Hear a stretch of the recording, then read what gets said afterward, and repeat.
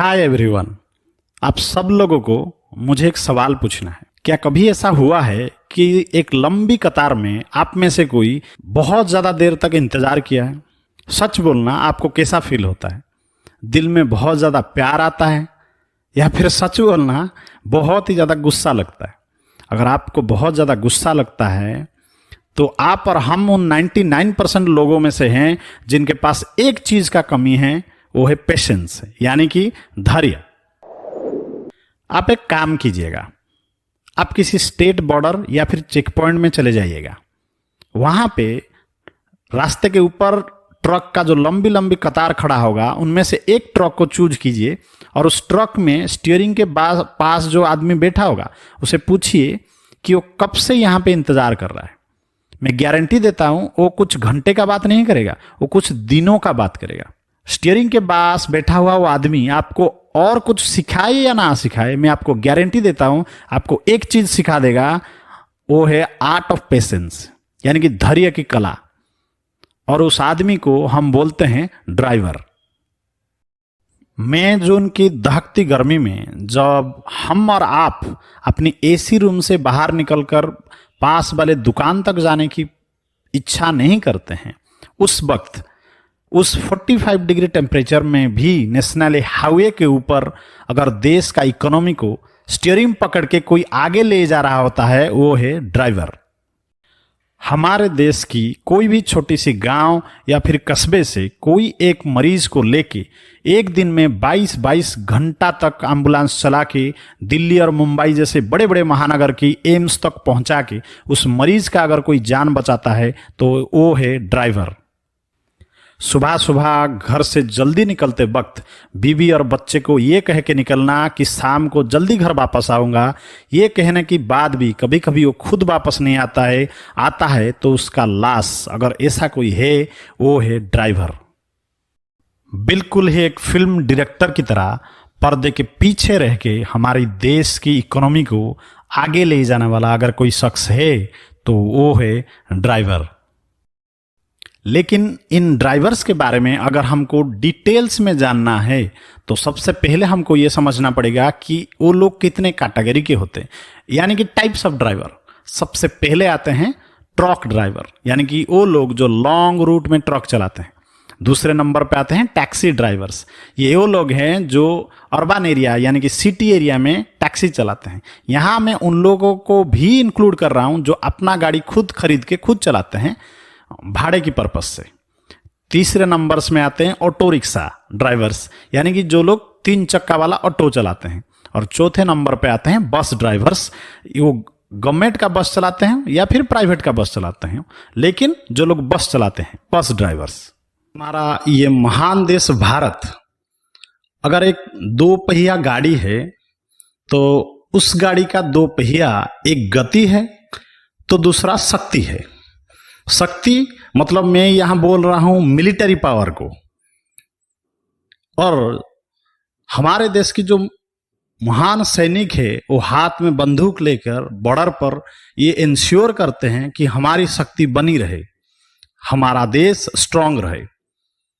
लेकिन जो दूसरा चीज है गति यानी कि मोबिलिटी ट्रांसपोर्टेशन, उसको भी एक तरह का एक दूसरा सैनिक संभालता है जिन्हें हम समाज में ड्राइवर के नाम से जानते हैं। इन दोनों में बस ये डिफरेंस है कि बॉर्डर पे जो सैनिक खड़ा है उसके हाथ में एक बंदूक है, लेकिन देश के अंदर हमारा मोबिलिटी की जो संभालता है, ट्रांसपोर्टेशन को जो संभालता है, उस ड्राइवर के हाथ में बंदूक के बजाय एक स्टीयरिंग है। लेकिन दोनों में लगभग एक ही चीज है कि ये दोनों हमारे देश को इकोनॉमी वाइज स्टेबल करने में, देश को स्थिर रखने में और देश को आगे ले जाने में बहुत ज्यादा हेल्प करते हैं। आज इस वीडियो में हम जानने की कोशिश करेंगे कि ये जो ड्राइवर्स हैं उनकी जिंदगी का एक ऐसा सेक्शन है, ऐसा पार्ट है जिसके बारे में कभी कोई बात नहीं करता। आज उसके बारे में हम डिटेल्स में जानने की कोशिश करेंगे। लेकिन उससे पहले सबसे पहले हमको यह समझना पड़ेगा कि किस तरह का वर्किंग एनवायरनमेंट में, किस तरह का कंडीशंस में वो लोग काम करते हैं। We have to know this. Let's see.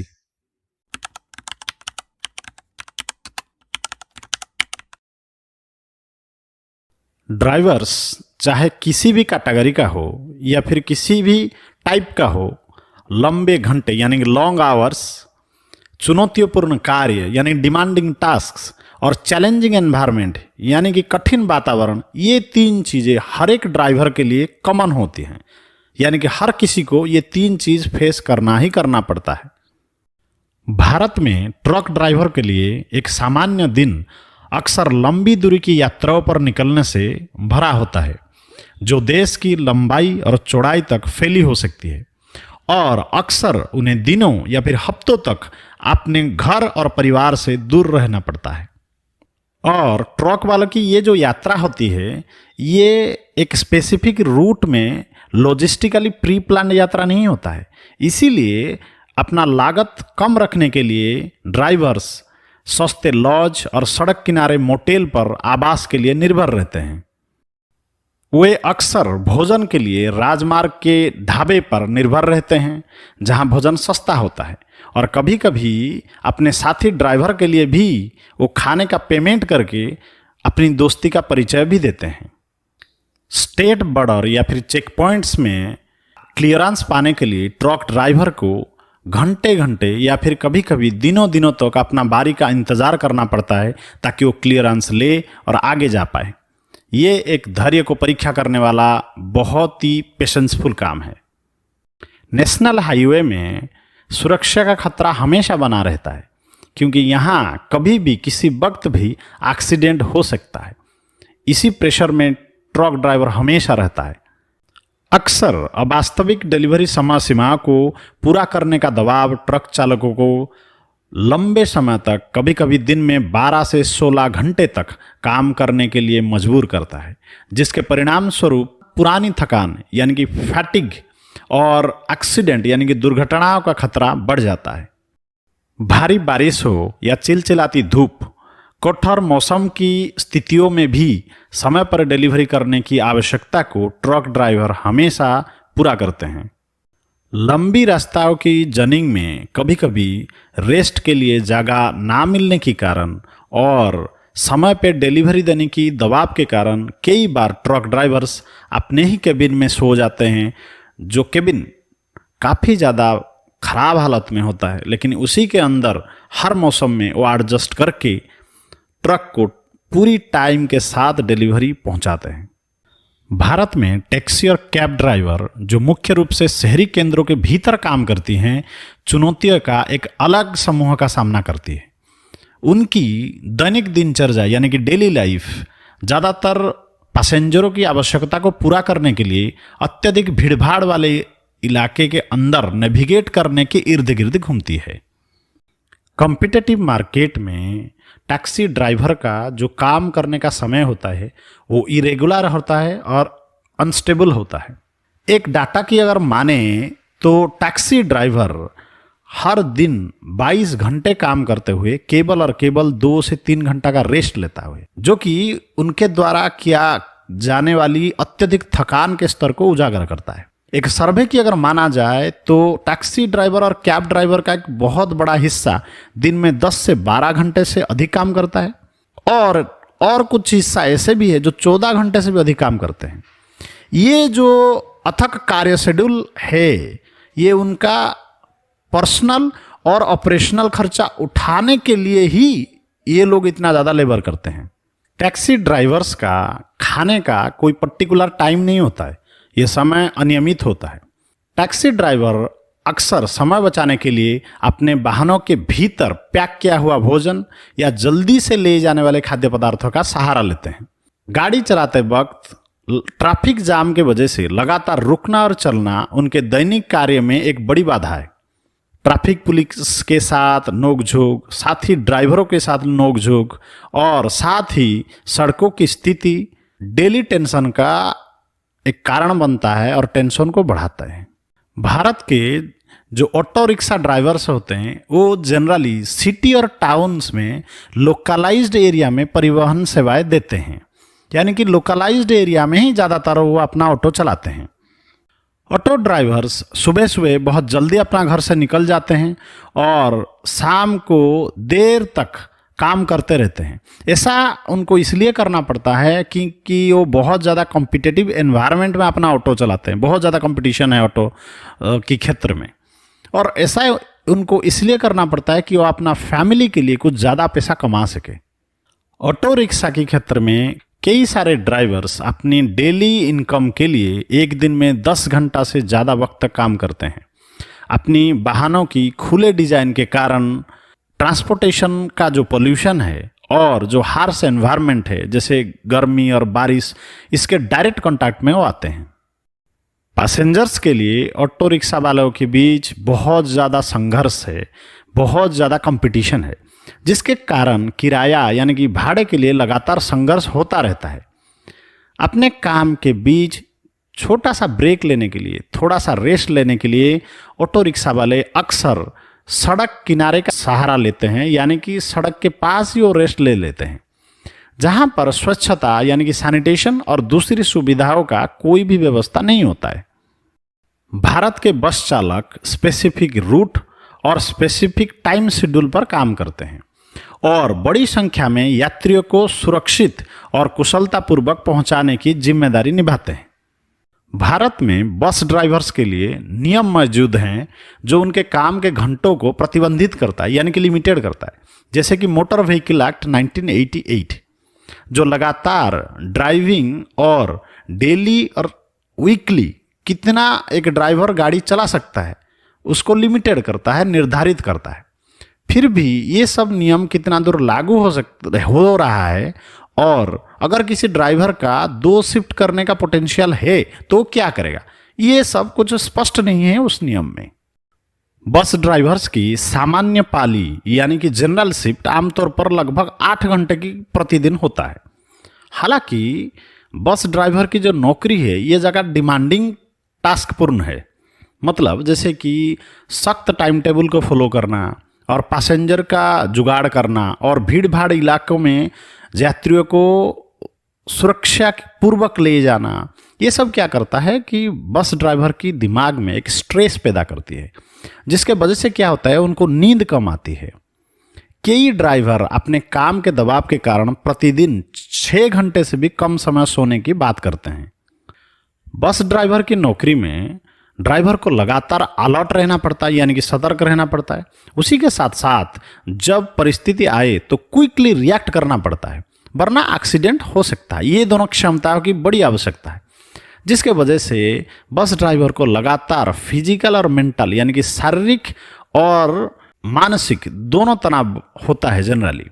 उसी के साथ साथ कभी कभी पैसेंजर के साथ झगड़ा हो जाना या फिर बस के कंडक्टर के साथ ड्राइवर का झगड़ा हो जाना, ये भी ड्राइवर की मानसिक तनाव को बढ़ा देते हैं। कहते हैं अगर कोई आदमी कितना ज़्यादा महान है ये जानना है तो सबसे पहले ये देखो कि किस तरह का कठिनाई, किस तरह का चैलेंजेस दे के वो आदमी गुजरा है, उसी से पता चलता है कि वो आदमी कितना ज़्यादा महान है। उसी तरह हमारे देश का एक जो तख्ता है जिसे हम ड्राइवर्स बोलते हैं, अगर उनको सही तरह से जानना है तो सबसे पहले हमको ये समझना पड़ेगा कि किस तरह का हार्डशिप और चैलेंजेस देके वो लोग गुजरते हैं। अगर हम ये समझने में कामयाब रहे कि किस तरह का कठिन परिस्थितियां और अलग अलग चैलेंजेस देके वो लोग गुजरते हैं, तब जाके हमको समझ में आएगा कि सोसाइटी में उनका जो अवदान है वो कितना ज्यादा महान है। Let's see.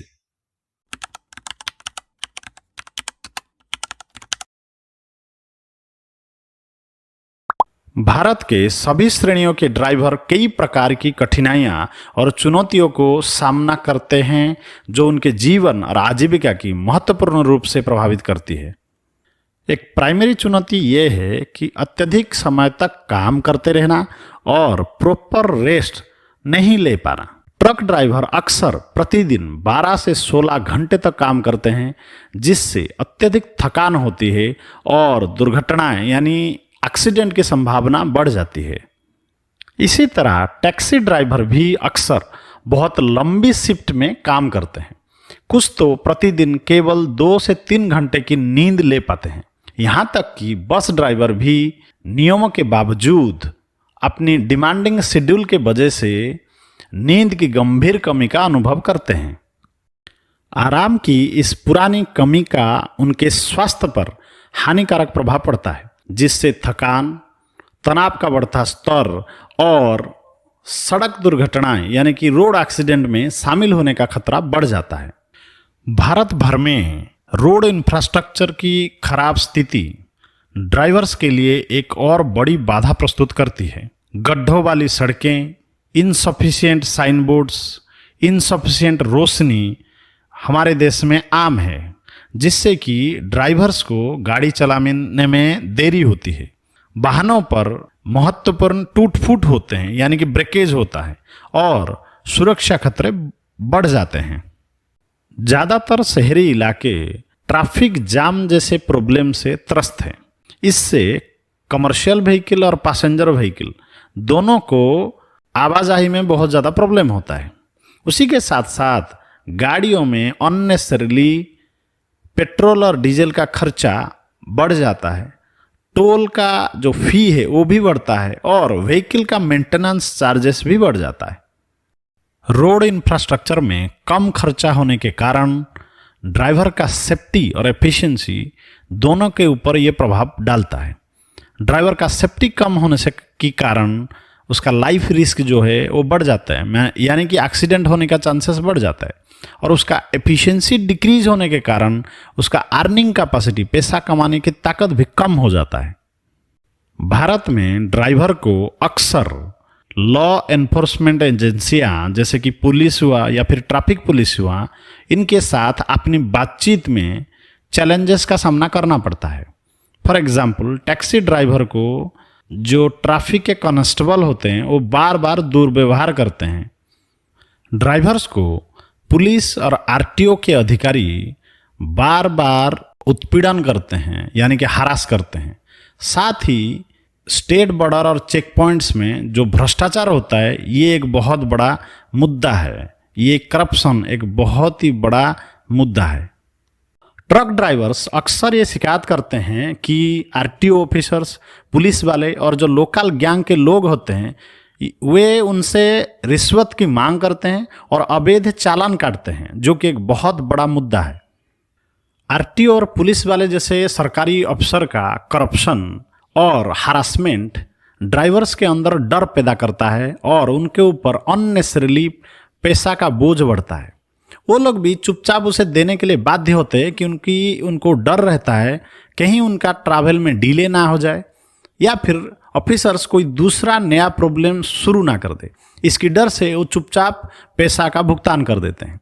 लेकिन उससे दो चीज़ होता है। सबसे पहला चीज़ कि ट्रक वाला की जो अच्छाई होता है उसका डिक्रीमेंट घटता है।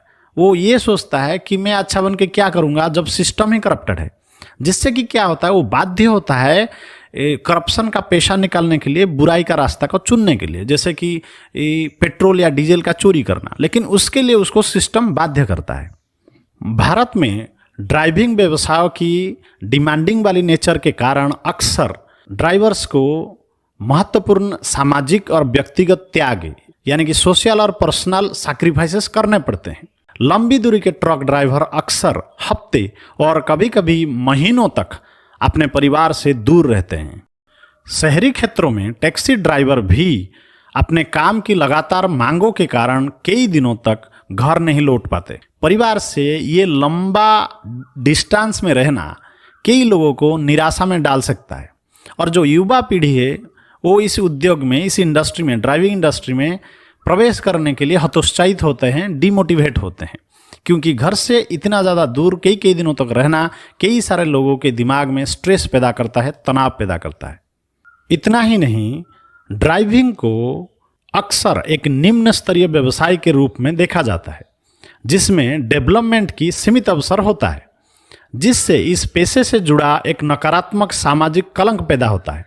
ये सामाजिक अलगाव और कथित सम्मान की कमी, डिग्निटी एंड रेस्पेक्ट की कमी ड्राइवर्स की मानसिक स्वास्थ्य पर बुरा प्रभाव डाल सकती है। 2023 का एक डाटा बोलता है कि 1,72,000 लोग 2023 में घर से निकलते हैं, लेकिन वो लोग कभी भी वापस नहीं आते क्योंकि उन लोग का एक्सीडेंट हो जाता है, डेथ हो जाता है एक्सीडेंट में। और उन लोगों में से बहुत सारे लोग ड्राइवर्स थे और ये सब मौत रोड एक्सीडेंट की वजह से हुआ था। तो एक बार सोचिए, एक आदमी जो सुबह ये बोल के जाता है कि मैं घर वापस आऊंगा, लेकिन वो वापस नहीं आता, लेकिन उसका लाश जरूर आ जाता है। बिल्कुल जैसे कि एक सैनिक बॉर्डर पर जाने से पहले घर में ये कह के जाता है कि मैं वापस जरूर आऊंगा, लेकिन वो जब आता है तो तिरंगा में लपट के आता है।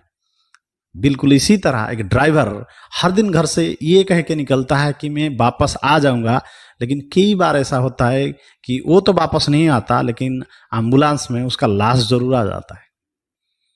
उसका वजह सा एक ही है, सिर्फ और सिर्फ वो है रोड एक्सीडेंट्स।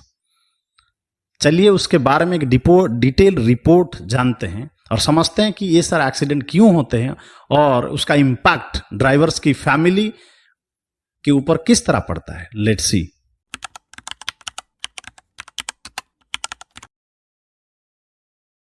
भारत का सड़क सुरक्षा रिकॉर्ड चिंताजनक है। देश लगातार विश्व स्तर पर सड़क दुर्घटना में होने वाली मौतों की सबसे अधिक संख्या दर्ज करता है। अकेले 2022 में रोड एक्सीडेंट में 1.68 लाख 1,68,000 से भी अधिक लोगों का जान चली गई।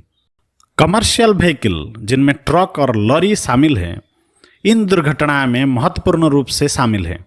अकेले 2018 में 15,000 से अधिक सड़क दुर्घटना पीड़ितों में ट्रक और लॉरी चालक थे, और ट्रक और लॉरी चालक इन वाहन श्रेणियों की 57,000 से भी अधिक दुर्घटना में कनेक्शन था।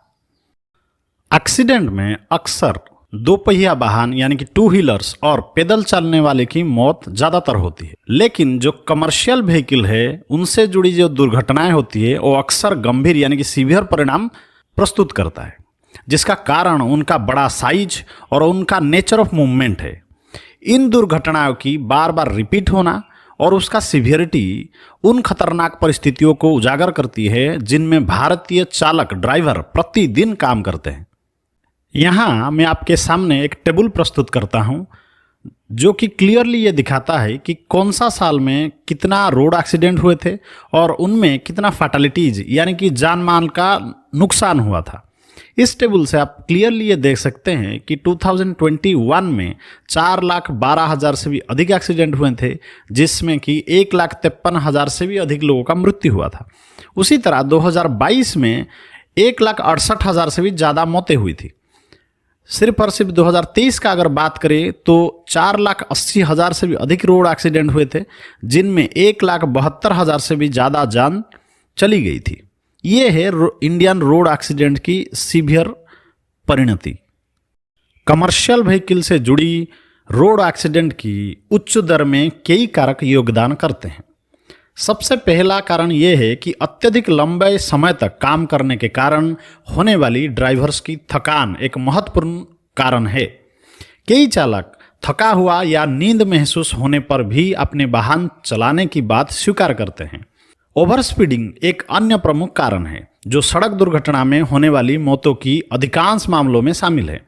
गड्ढों और इनसफिशिएंट बुनियादी ढांचे सहित खराब सड़क की स्थिति भी दुर्घटनाओं की कारण बनने में महत्वपूर्ण भूमिका निभाती हैं।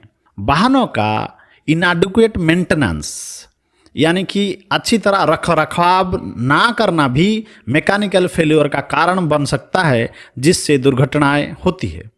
इसके अलावा ट्रांसपोर्टेशन नियम यानी कि ट्रैफिक नियम को ना मानना भी, उसका पालन ना करना भी उच्च दुर्घटना दरों में एक महत्वपूर्ण कारण है।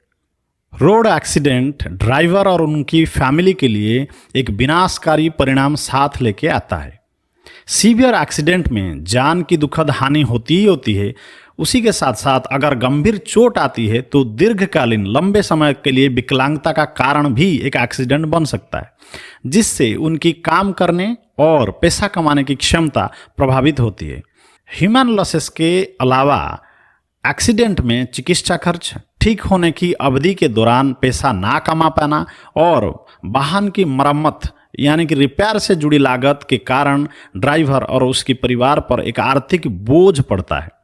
कई चालकों के लिए, विशेष रूप से जो लोअर इनकम वर्ग होते हैं, उनके लिए एक सड़क दुर्घटना उनके परिवार को एक गरीबी और कर्ज के एक दुष्चक्र, एक साइकिल में धकेल सकती है।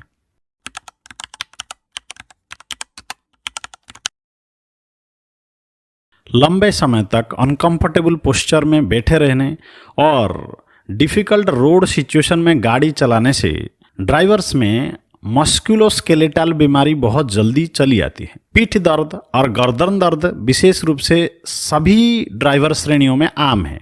शरीर पर लगातार तनाव और बैड पोस्चर के साथ मिलकर समय के साथ ड्राइवर की शरीर पर ये भारी पड़ता है। विजन यानी कि दृष्टि संबंधी समस्याएं भी ड्राइवर्स में आम हैं।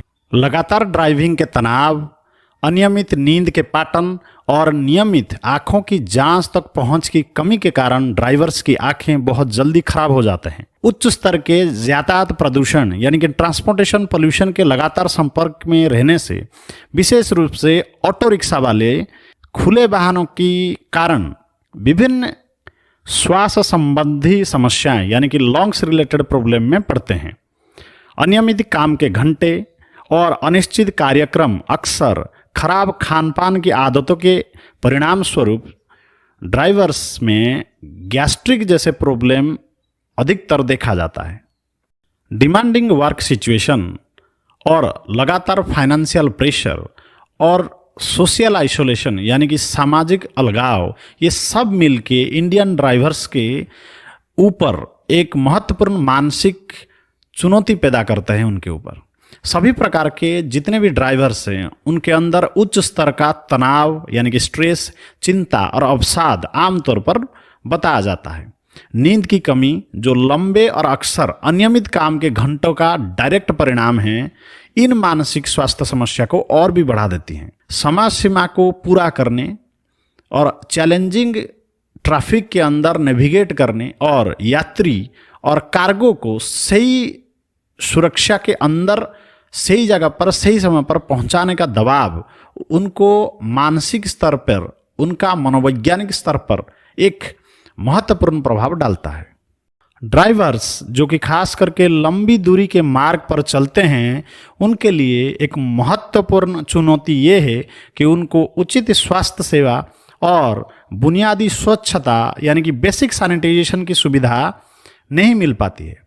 स्वच्छ शौचालय, स्वच्छ भोजन विकल्प और चिकित्सा सहायता के साथ अच्छी तरह से बनाए गए विश्राम स्थल यानी कि रेस्ट रूम की कमी के कारण ड्राइवर्स को अक्सर अस्वच्छ सड़क किनारे के प्रतिष्ठानों पर निर्भर करना पड़ता है, जैसे कि ढाबा या फिर दूसरे कोई शौचालय। आवश्यक सुविधाओं की ये कमी अनेक स्वास्थ्य और स्वच्छता रिलेटेड प्रॉब्लम ड्राइवर्स के अंदर सृष्टि करते हैं, जैसे कि कोई डिजीज उनको बहुत ज़्यादा होता है और खास करके जो इन्फेक्शन होता है, उन इन्फेक्शन के प्रति वो अधिक संवेदनशील हो जाते हैं। आबे परसू जाबे परसू बाबू परशुराम, पैसा क्या ना करे काम। कहते हैं अगर आपके पास पैसा है तो दुनिया की सारे सुख सुविधा है। अगर आपके पास पैसा है तो आपका रुतबा है। अगर आपके पास पैसा है तो आपका इज्जत है। लेकिन देश की जो इकोनॉमी है, जो लोग हाथ में स्टीयरिंग पकड़ के उस इकोनॉमी को आगे ले जाते हैं, असल में उनका फाइनेंशियल कंडीशन क्या है? क्या वो लोग एक दिन में इतना ज़्यादा कमा भी पाते हैं कि घर में उनका जो परिवार है वो 2 वक्त की रोटी पाले, या फिर वो भी बहुत सारे फाइनेंशियल चैलेंजेस के थ्रू गुजरते हैं लेकिन हमको पता नहीं है। आज हम जानेंगे कि अलग अलग ड्राइवर्स, ट्रकर्स हुए, टैक्सी ड्राइवर हुए, ऑटो रिक्शा वाले हुए, बस वाले हुए, किस तरह अपना फाइनेंस चलाते हैं, कितना कमाते हैं और उससे उनका परिवार किस तरह प्रभावित होते हैं। Let's see.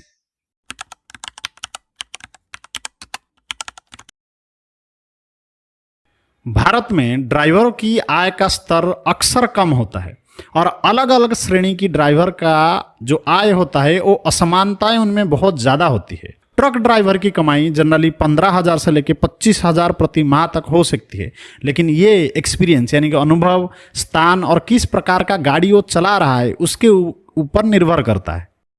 टैक्सी और कैब चालकों की कमाई रोजाना बदलती रहती है। उनका जो कमाई है वो डिमांड, राइड हेलिंग ऐप से उनका कंपटीशन और एग्रीगेटर का द्वारा लिया गए कमीशन के ऊपर उनका कमाई निर्भर करता है, वो उसको प्रभावित करता है।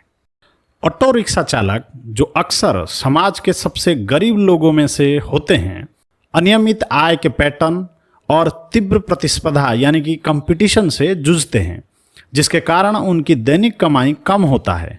बस ड्राइवर का सैलरी यानी कि वेतन इस बात पर निर्भर कर सकता है कि वो राज्य स्टेट परिवहन डिपार्टमेंट के लिए काम करता है या फिर किसी प्राइवेट सेक्टर के लिए काम करता है। लेकिन उनमें से भी कई कम वेतन की समस्याओं का भी सामना करते हैं, खास करके वो जो कि कॉन्ट्रैक्चुअल बेसिस पे ड्यूटी करते हैं वो लोग। अनस्टेबल और इनसफिशिएंट इनकम के कारण ड्राइवर्स को उचित स्वास्थ्य सेवा यानी कि प्रॉपर हेल्थ केयर, पौष्टिक भोजन और अच्छा खासा लाइफस्टाइल मेंटेन करना बेहद मुश्किल हो जाता है, जिससे कि गरीबी का चक्र, एक साइकिल बना रहता है। भारत में कई ड्राइवर्स विशेष रूप से टैक्सी और ऑटो रिक्शा क्षेत्र में बिना प्रॉपर अपॉइंटमेंट के सिर्फ और सिर्फ कॉन्ट्रैक्चुअल बेसिस में काम करते हैं। बिना अपॉइंटमेंट का मतलब ये है कि समय समय पर ड्राइवर को हेल्थ इंश्योरेंस, पेंशन और पेड लीव जैसे सुविधा कभी भी नहीं मिल पाता है। सामाजिक सुरक्षा जाल की ये कमी यानी कि सोशल सिक्योरिटी का ये कमी ड्राइवर को अचानक कोई अगर बीमारी आ जाए या फिर एक्सीडेंट हो जाए या फिर कोई किसी भी प्रकार आर्थिक मंदी आ जाए, उसके वजह से जो फाइनेंशियल झटका लगता है उसके प्रति बहुत ज़्यादा सेंसिटिव बना देते हैं ड्राइवर्स को, क्योंकि उनके पास सिक्योरिटी का कोई दूसरा उपाय है ही नहीं। जिसके कारण क्या होता है कि आमतौर पर जो लोग कॉन्ट्रैक्चुअल बेसिस पे ना रह के अपॉइंटमेंट बेसिस पे जॉब करते हैं, उनके पास सोशल सिक्योरिटी का विकल्प होता है, लेकिन ड्राइवर के पास ये सब नहीं होता है। ड्राइवर्स जनरली जिनके पास अपना खुद का गाड़ी है वो क्या करते हैं, बड़े हाई ब्याज पे, हाई इंटरेस्ट पे बैंक से लोन उठा के गाड़ी खरीदते हैं। सोचिए अगर कभी इस गाड़ी का एक्सीडेंट हो गया तो सबसे पहले तो उनका जो इनकम का सोर्स है वो गया। मतलब एक्सीडेंट के बाद अगर कोई ड्राइवर इंजर्ड हो जाता है तो उसका डेली जो इनकम आ रहा है वो तो घट ही गया। उसके बाद रिपेयर का जो एक्स्ट्रा कॉस्ट आता है उसका बोझ भी उसके ऊपर पड़ता है। उसी के साथ साथ गाड़ी का जो मंथली रिपेमेंट है, जो मंथली ईएमआई है, उसको भी एक ड्राइवर को पेमेंट करना पड़ता है। मतलब डेली इनकम कुछ नहीं और मंथली उसको ईएमआई रिपेमेंट करना ही करना है। इसके वजह से क्या होता है कि डेप्ट का, ऋण का एक बहुत बड़ा बोझ ड्राइवर के ऊपर पड़ जाता है। Government of India social security scheme unorganised worker के लिए निकाले हैं, जिसके अंदर कुछ टैक्सी और ऑटो रिक्शा ड्राइवर आ सकते हैं, लेकिन कॉम्प्लेक्स रजिस्ट्रेशन प्रोसेस और अवेयरनेस की कमी यानी कि कई सारे ड्राइवर को तो ये पता ही नहीं कि गवर्नमेंट का ऐसा कुछ स्कीम है, जिसके वजह से कि बहुत सारे ड्राइवर गवर्नमेंट का इस सुविधा का कभी भी लाभ नहीं उठा पाते हैं।